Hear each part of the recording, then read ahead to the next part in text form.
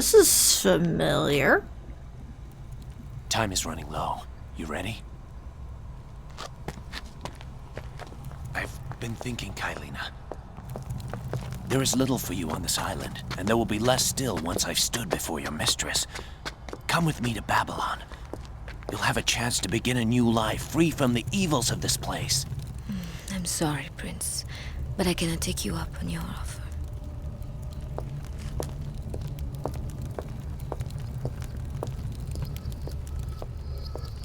They literally just zoomed in on that, didn't they?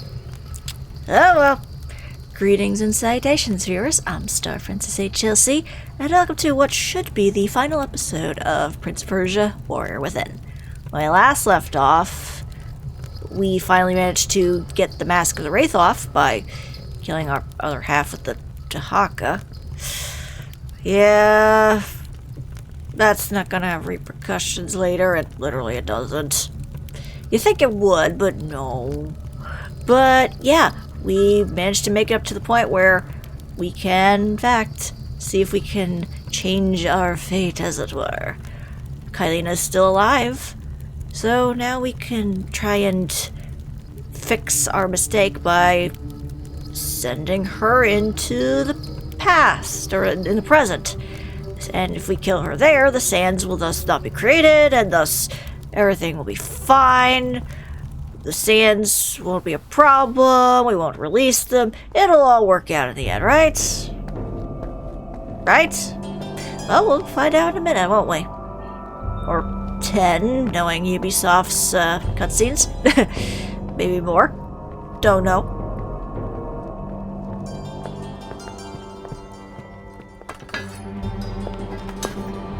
It doesn't have to end this way.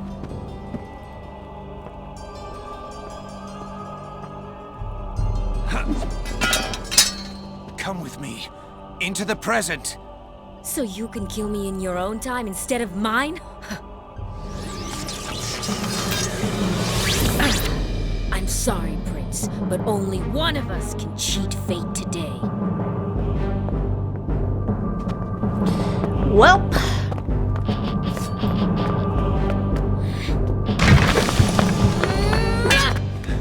Kaileena, Empress, listen! No! You listen! The timeline has said you will kill me, but I will change the timeline!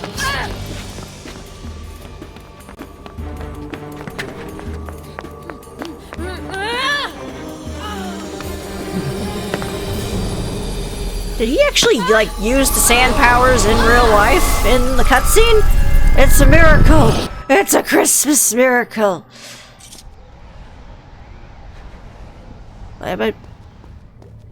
Why am I not going through?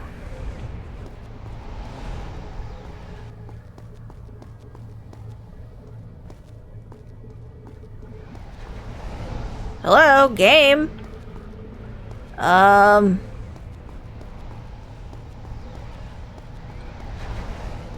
This is a problem.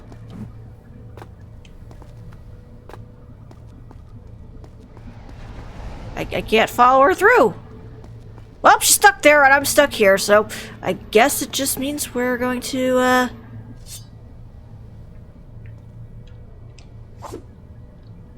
we're just gonna be hanging out here for the rest of our lives.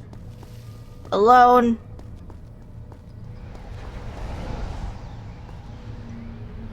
Well, this is interesting. Well, I hope she's having a good time in the present. Yeah, maybe she could, maybe she's having a good time with her dad. Or maybe she went to go meet Farah, and the two ended up falling for each other, and they're off having crazy romance lesbian adventures. I don't know.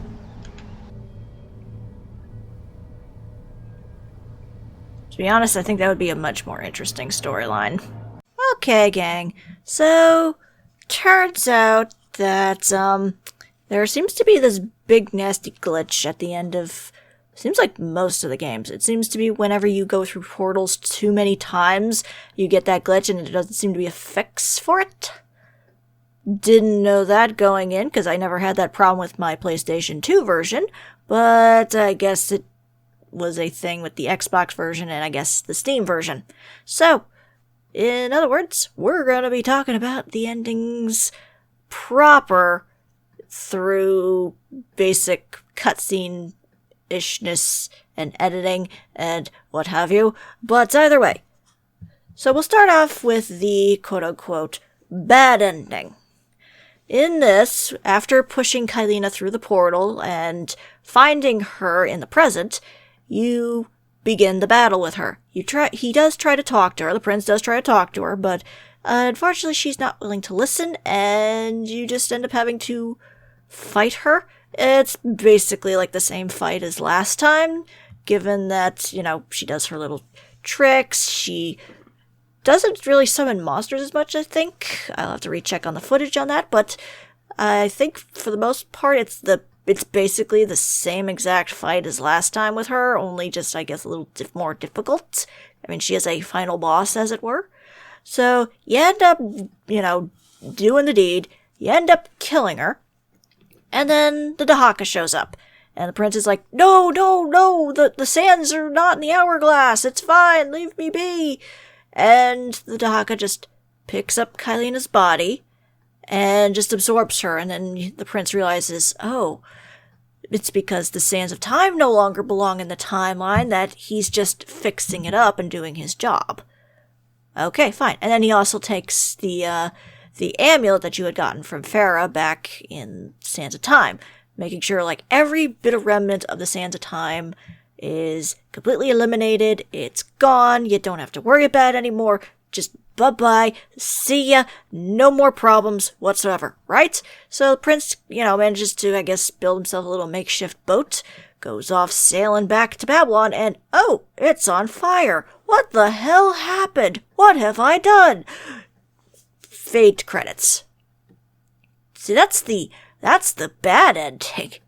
The good ending, which is deemed the canon ending, that one is so much more interesting. So, in this, in order to get this ending, remember the life upgrades I was talking about, and you saw the sword that was in the middle of the little thing? Yeah, you're supposed to grab that, the water sword. That's the key to getting the proper ending.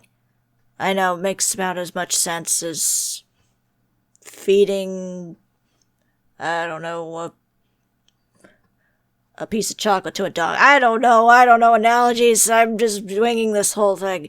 Anyway, so after you get the water sword, you still go through the whole cutscene of pushing her through the portal and being like, trying to talk her down, but the thing kind of changes a little bit right as it's about to fight. Right as about the words. Right as we're about to start the fight. He manages to call out to her and say, stop, I don't want to fight you. And she actually becomes more complacent, being like, even if you don't want to kill me, the timeline commands it. So he's like, no, see, I was supposed to die today, but I managed to get away from it. And then just as soon as he says that, the Dahaka shows up. Weirdly, Kaileena is very confused and being like, what is that thing? When she earlier said that she was hoping the Dahaka would kill him. A little bit of questionable writing there. But either way, they do end up getting attacked. Kaileena gets attacked by the Dahaka, going like, oh, now because she's not supposed to be in this timeline, now he's after her. I have no idea what the Dahaka is. But either way, the prince goes like, this is all your fault! Even though really it's not. The Dahaka's just doing its job. But either way, he slashes the Dahaka with the water sword, which does damage it, because, remember, this thing don't like water. So it's like, oh, well, this is new, I could use this. So then you actually start the final boss fight with the Dahaka. He doesn't, insta-kill you, surprisingly. You think he would, considering the rest of the game he did that, but no, he's a fairly tough boss. You definitely gotta be on your toes with this one. Dodge his tentacles, dodge pretty much every one of his attacks, use your sand powers accordingly. It's definitely not as easy as, say, the Vizier fights in Sands of Time, but semantic sucks about that. So either way, you end up fighting the Dahaka, you end up defeating him, he blows up, you're done with it, you're like, yay, changed our fate. So, you build a makeshift raft, or makeshift boat, or whatever. I don't know if it's one of Kaileena's old boats that Shadi was using. I'm still not 100% sure on that one. Maybe it's one of her boats, I don't know. But you and Kaileena go sailing off into the horizon.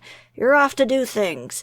You're free to do whatever you want. You're not constrained by a monster trying to threaten you. And you know what that means? Time for sexy time. Oh, yeah. Ignore the fact that, he's probably still in love with Farah at this point.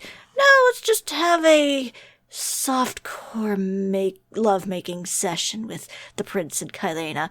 It's probably why this thing was probably rated M. I'll be honest, I think this was more the reason it was rated M than any of the blood or cursing. But I digress. But as the two of them are getting their freak on, as it were, you're getting little flashes of, things being on fire, and you see a crown falling to the ground.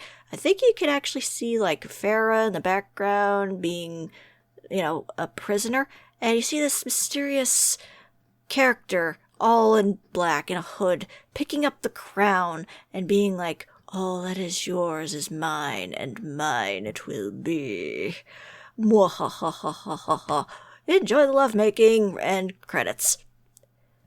So, yeah, that is the Prince of Persia Warrior Within in a nutshell. Might as well get my final thoughts out, since I'm nowhere near finishing the main thing at this point because of glitch. But yeah, I should probably get my final thoughts out. Overall, I still enjoyed the gameplay of it. I do feel like there is a lot of backtracking in this one compared to the original one, which I feel is a bit of a weakened moment to it, because, well, you're kind of wanting to continue with the story, and you don't want to have to constantly backtrack, because we went to the same locations multiple times, like a ridiculous amount of times. We didn't need to do that, even with the life upgrades. We really didn't need to do that, but we did. And the acting, Yuri Lowenthal is usually the voice of the prince, and he, I feel, does a way better job. I don't think he would have been able to handle this particular dark, gritty atmosphere. It's obvious that Ubisoft was trying to get a little bit more serious with their work, and it kind of fell a little flat. But I still found that the gameplay was fun, especially with the combat. I obviously didn't show it off as much as I could have, because I was trying to get through it as much, but it is a fun and interesting game. It has, I definitely will say, people usually call this one the worst one in the series. I don't think it's really that bad. I definitely feel like it could have been tweaked in certain areas. The backtracking, for one, definitely was a big negative, and there were obviously a bunch of glitches, but I don't know if it was just that my copy was that bad or not, because I don't remember having a crap ton of glitches in the PS2 version I played when I was younger. But overall, I do think it is a pretty good game. It definitely has its problems, but I actually really like the music of it. I feel that it added more to it. I know a lot of people prefer a different style to it, and I definitely agree that certain music would work better. But I didn't think that this was a terrible decision. I thought it did ramp up the stakes a bit. The Dahaka was an interesting dynamic. The relationship with Kaileena and the prince fell a little flat, I admit, compared to the prince and Farah.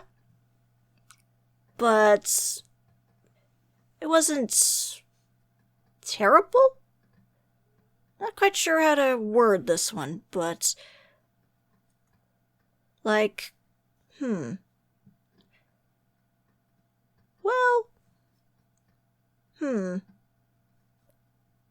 pudding. I don't know why I just randomly said pudding. Clearly, I am just going off stream of consciousness at this point.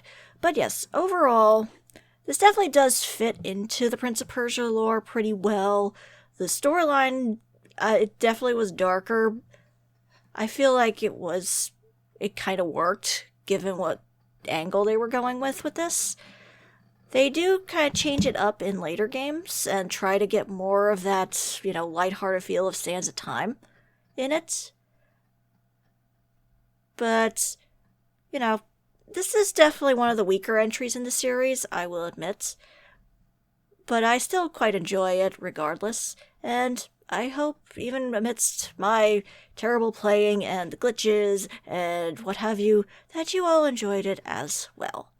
So, hopefully, I don't know when I'll be getting to the next 2 games in the series, but I do intend to eventually finish with the other ones. I'm not sure, though, which one I would start with, if I'm going to do the 2 Thrones or Forgotten Sands. That one's still kind of up in the air for me, but, well, we'll see what happens in the future. But stay tuned, I will eventually get back to the Prince of Persia series. Not right at this moment. I have a lot of other ideas I want to do for videos. I still have stuff with Lantern I still need to take care of. There's more streams coming up. We have a lot more stuff going on here, and I hope everybody enjoys.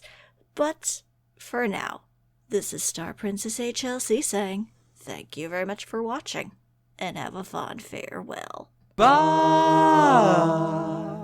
Bye. Bye. Bye. Bye. Bye. Bye.